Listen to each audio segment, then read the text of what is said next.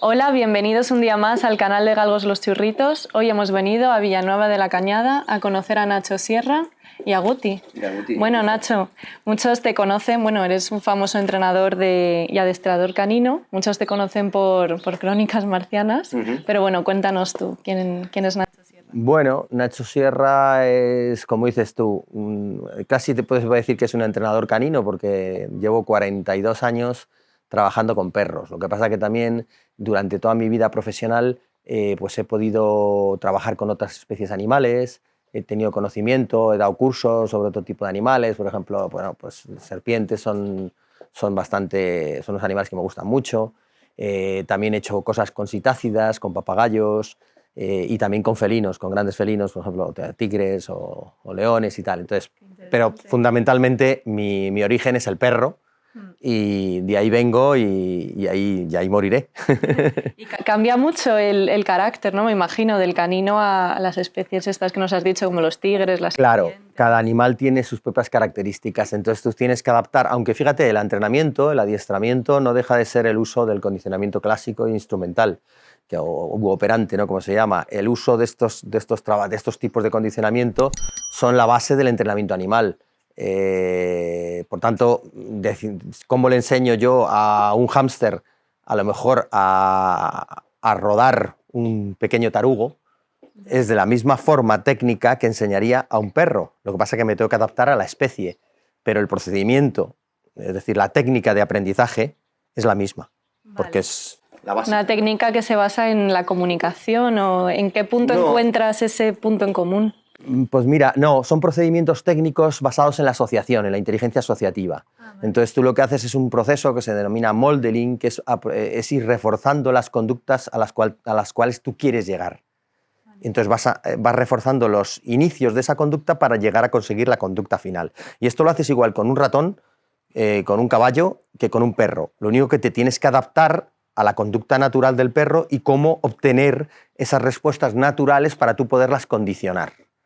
Pero lo que es las bases del aprendizaje en mamíferos, viene a ser más o menos muy parecida. Por eso un entrenador de caballos, y yo tengo alumnos entrenadores de caballos, se adaptan muy bien cuando hacen un curso de adiestrador de perros, igual que un adiestrador de perros también se adapta muy bien a un entrenamiento de caballos. Es cuestión de conocer bien la especie. También eres presidente y competidor de un grupo de trabajo de perros de competición sobre el reglamento IGP. Cuéntanos más sobre esto, ¿en qué consiste? Bueno, esto es un grupo de trabajo deportivo de un reglamento alemán que se llama IGP actualmente, se llamó Schutzhund en la antigüedad, luego pasó a llamarse IPO y actualmente es IGP, que es International Gebrauchthundprüfung, que significa Reglamento del Perro de Utilidad. Este reglamento ya lleva muchísimos años, obviamente, y compites a nivel nacional y a nivel internacional y a nivel mundial. Entonces, yo he sido competidor desde el año 1988-89, me parece que fue la primera competición que hice, y tenemos un grupo de trabajo que lo lleva mi hijo, Íñigo Sierra, que es el instructor y figurante del grupo, que él es competidor actualmente. Yo ahora mismo estoy retirado este año porque me retiré en la pandemia, no sé si definitivamente o no, porque estoy con Guti y Guti se retiró también. Se clasificó para el Campeonato de España en el año 2019, vino el COVID y nos quedamos sin poder competir ya el Campeonato de España se anuló, obviamente, y ya ahora no, el perro no está, ya tiene 10 años y tiene problemas de columna, lo cual no le puedo someter a la competición y con él me he retirado yo hasta que llegue otro, si acaso, que claro, eso nunca se sabe. Nunca se sabe. Y Jolín tiene 10 años, pero vamos, que tiene un estado físico y una energía que no lo parece. Sí. Bueno, ¿y cuál es la edad recomendable para entrenar a un futuro perro deportista? Bueno, empiezas con 5 meses. Es decir, primero seleccionas un perro. La selección genética es fundamental. Se puede decir que es más del 50%. Hablaríamos de un 60, un 70% es selección genética. Es decir, elegir cachorros, hijos de perros que tengan aptitudes. De padres con actitudes, abuelos con actitudes, bisabuelos con actitudes y tatarabuelos con actitudes. Esto genera una línea determinada que se llama línea de trabajo, línea de utilidad. Entonces te puedes encontrar pastores alemanes de líneas de belleza y pastores alemanes de líneas de utilidad. No tienen nada que ver, son dos perros totalmente diferentes. Entonces si quieres competir en IGP tienes que ir hacia las líneas de trabajo que te van a dar unas características seleccionadas genéticamente como son temperamento, fuertes instintos, unas determinadas características que te van a hacer falta luego en la competición. Esto también se puede relacionar con los galgos, por ejemplo, en cualquier perro. No solo de trabajo de IGP, galgos y perros de trabajo también de caza. O de belleza, de caza. Lo mismo, la belleza lo que hace normalmente es seleccionar por morfología, por fenotipo, ¿no? Entonces tú haces una selección en función de la morfología que quieres obtener.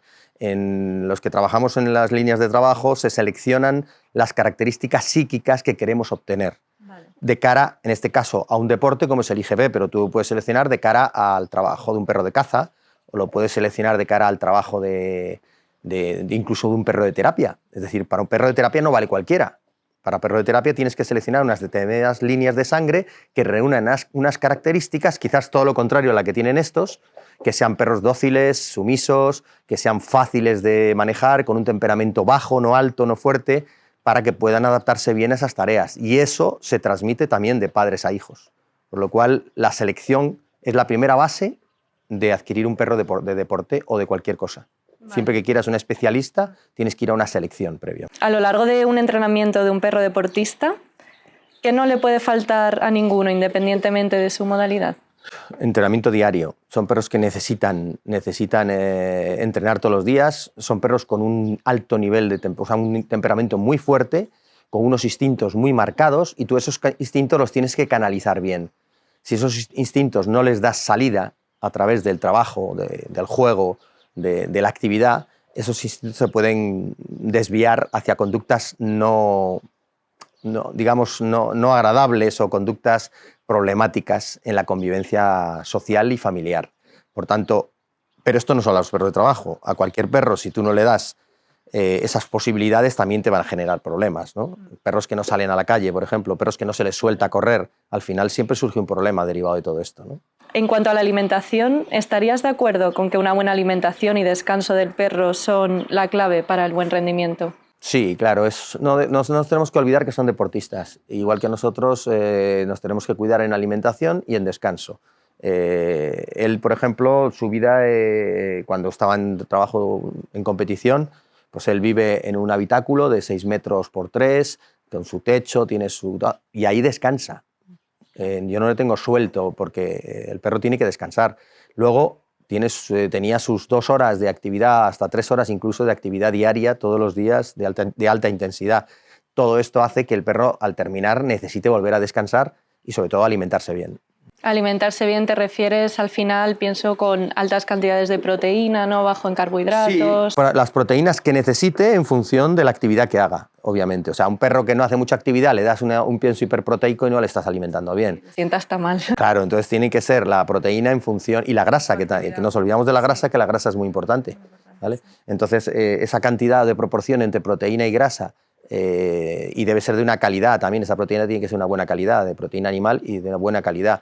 Y luego, bueno, pues meterle otro tipo de nutrientes y otro tipo de complementos alimenticios que les pueden ayudar, ¿no? Pues él, por ejemplo, ha tomado mucho aceite de hígado de bacalao en invierno, aceite de salmón también. Sí, eso te iba a preguntar, que si eres partidario de incluir la suplementación como multivitaminas, condoprotectores, omega 3, siempre y cuando no cause doping, para mejorar el rendimiento. Claro, si mejora bien, pero realmente en lo que sí que creo que es fundamental la buena alimentación. Si el perro está bien alimentado, a lo mejor no le hace falta ningún tipo de nutriente más, ¿no? O no le falta ningún tipo de complemento. Pero bueno, hay algunos complementos que no vienen mal dárselos. Sí, que a lo mejor, por lo que sea, a través del pienso no lo puede digerir bien su cuerpo, sí, y lo digiere mejor a través del suplemento, o que el pienso no le dé lo que necesita. En efecto. Cambiando de tema, ¿puede un perro deportista tener la capacidad de estar preparado mentalmente? ¿Y cómo llegamos a eso? Es que la palabra mental en perros, en animales, es complicado, ¿sabes? Porque, claro, su inteligencia es una inteligencia asociativa, aunque ahora se vende mucho la inteligencia cognitiva, pero estamos hablando de que la inteligencia cognitiva está demostrada científicamente a nivel de chimpancés, a nivel de orangutanes, en los que existe lo que se llama la inteligencia por intuición, la llamada inteligencia por insight. A partir de ahí, si descendemos en el tipo de capacidad de inteligencia, estamos hablando de inteligencias asociativas, ¿no? Por ensayo y error. Entonces, lo cual el perro no puede interpretar, no puede imaginar, no puede deducir, no puede inferir, no puede razonar. Entonces, él no puede sugestionarse en el sentido de decir, bueno, tengo una competición, me voy a esforzar. Él eso no lo sabe.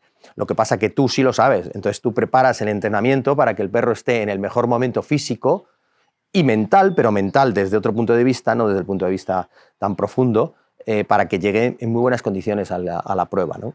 Sí. Pero él no sabe. De hecho, él en una prueba de competición no sabe que está compitiendo. Ya. Los perros viejos empiezan a aprender, o perros muy experimentados, empiezan a aprender ciertos detalles que no ausentes en los entrenamientos y presentes en las competiciones. Y entonces decimos, es que el perro sabe que está en la prueba.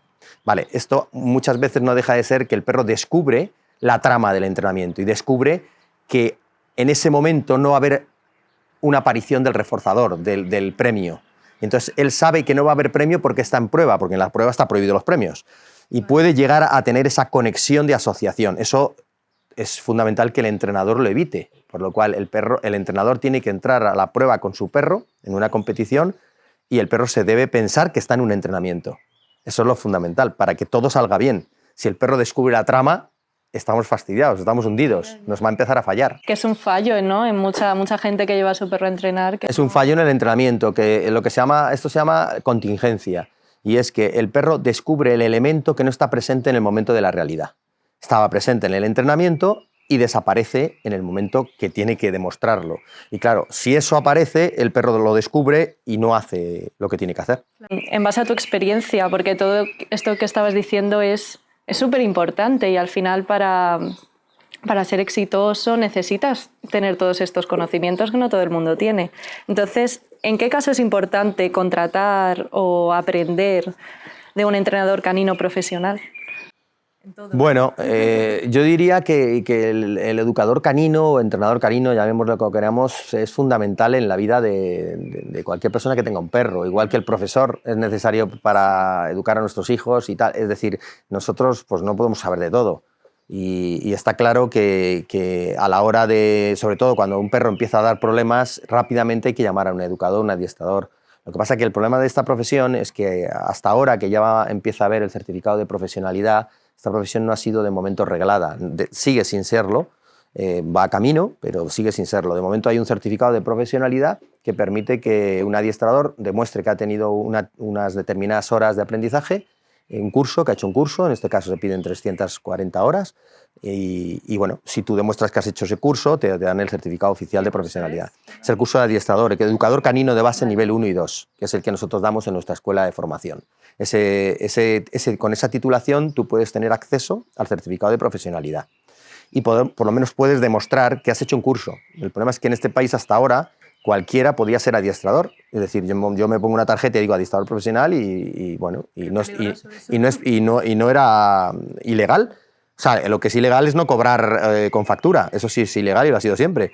Pero evidentemente la posibilidad de poder decir yo soy adiestrador porque lo digo yo, existe. Entonces, claro, la gente tiene mucho miedo a la hora de elegir un adiestrador porque se va a encontrar con gente que le dice una cosa, otro que le dice otra, y no hay un elemento común. Yo espero que en unos años todo esto se profesionalice más y lleguemos a tener adiestradores pues, cada vez más uniformes en cuanto a sus resultados y fiables. Por eso es muy importante que el que quiera un adiestrador pues, se informe bien muchas veces el boca a boca, ¿no?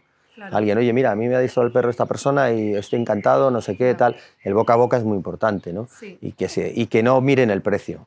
Es decir, un adiestrador que te cobra 15 o 20 euros la hora, pues o está muy mal económicamente y lo necesita, lo cual puede ocurrir, o si no, no es extraño, ¿no? Porque una sesión de adiestramiento, bueno, pues no vale eso. Vale mucho más. Ya, y es totalmente productiva, seguro que en 1 hora o 2. Claro, a veces los problemas se solucionan en 1 hora de trabajo, porque enfocas al perro y explicas al dueño qué es lo que tiene que seguir haciendo. Otras veces necesitas a lo mejor 10, 15 o 20 sesiones, pero obviamente hay que huir de las gangas, porque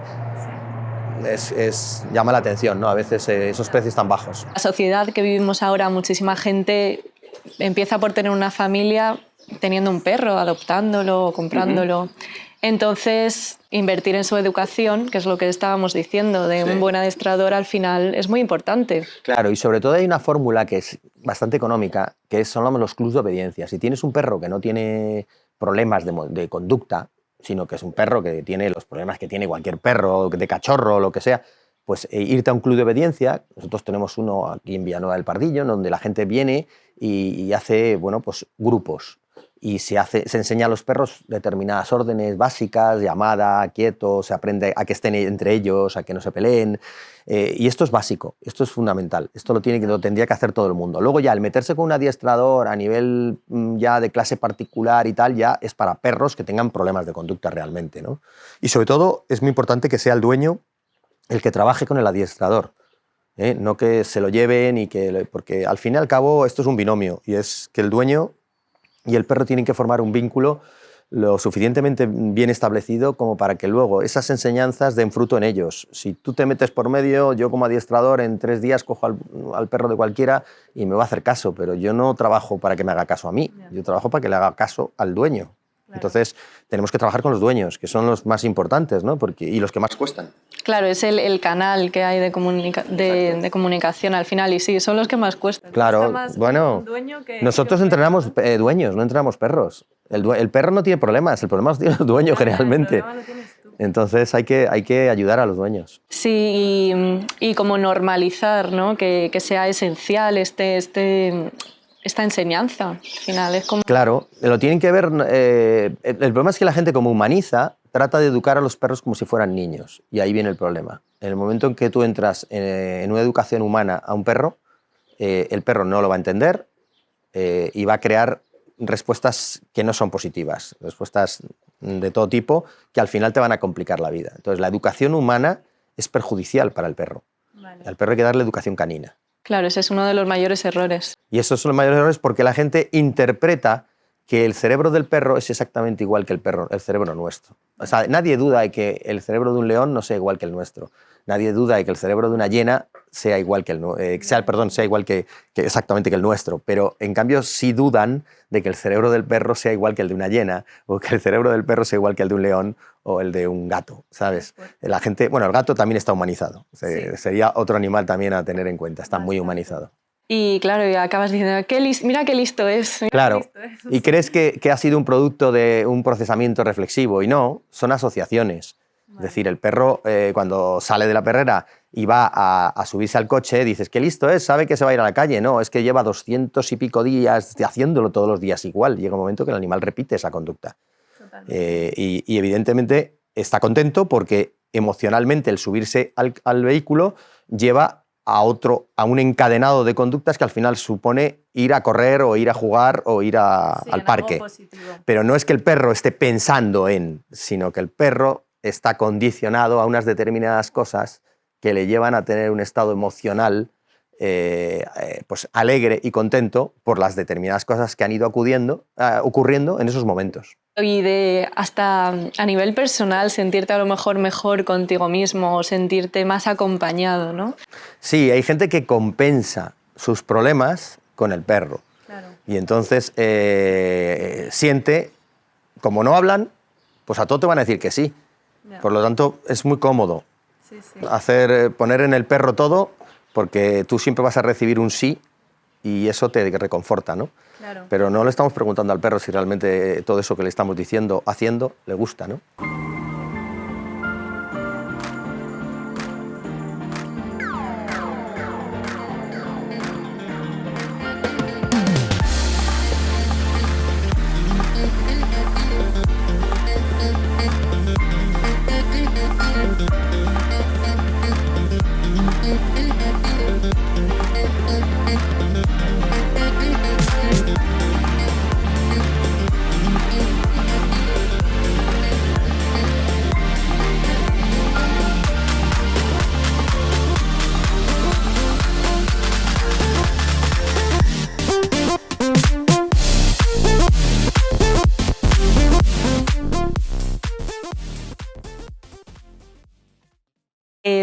Bueno, si quieres hablamos de lo de bueno, ya habíamos hablado un poco de la importancia genética, pero cómo encasillamos también a los perros según, por ejemplo, los potencialmente peligrosos que hablabas. Claro, mira, los perros potencialmente peligrosos, que va a cambiar ya en el anteproyecto de ley, ya se va a eliminar lo de PPP y van a pasar a ser perros de difícil manejo y no razas, ¿vale? Entonces, esto es un problema social, es decir, todo el mundo, cuando tú le dices una raza, te dice, ¿y cómo son los pastores alemanes? ¿O cómo son los tekel? ¿O cómo son los labradores? Y es que esto es absurdo, esto es como decir, ¿y cómo son los chinos? ¿Cómo son los negros? ¿O cómo son los blancos? ¿O cómo somos? Es decir, esto no tiene ningún sentido. Es decir, las razas caninas son un fenotipo, es decir, un aspecto exterior. Entonces, todos los pastores alemanes más o menos tienen la misma morfología, bueno, tienen la misma morfología, diferentes tipos de pelo, pero lo que está en su estándar, y eso es pastor alemán, ¿vale? Luego, las características de la conducta no van en el fenotipo, no van en el aspecto exterior. Las características de la conducta, los rasgos, vienen en su linaje, es decir, proceden de su padre, de su madre, de sus abuelos, en la herencia genética que todo esto tiene, es decir, recibirás obviamente más transmisión posiblemente del padre que del abuelo, pero también hay veces que el abuelo produce una transmisión genética mucho más fuerte. Entonces, en principio, los perros reciben las características de su carácter, lo van a recibir por sus padres, por su abuelo. Entonces, cuando hablamos o bisabuelos, ¿no? Esto dependerá de muchas cosas que la genética hace, ¿no?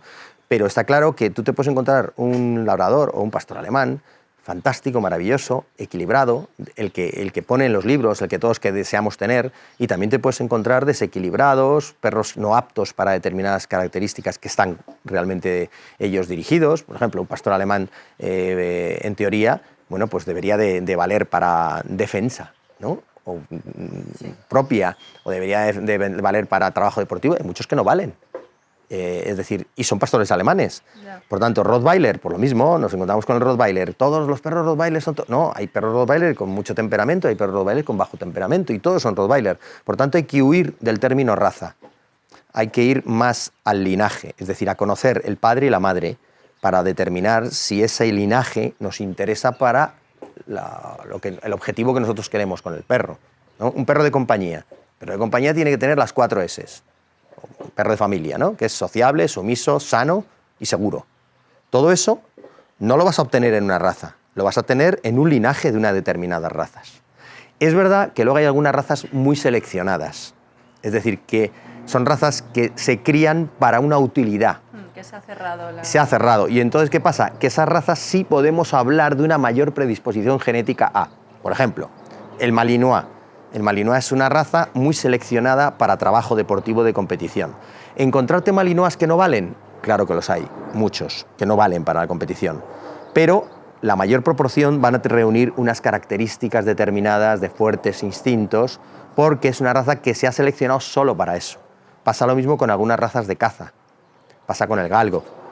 Pero obviamente conocemos galgos que sirven para correr, y galgos que por desgracia no sirven para correr. ¿Algún galgo, por ejemplo, un Malinois que no sirva, pero que tú le entrenes?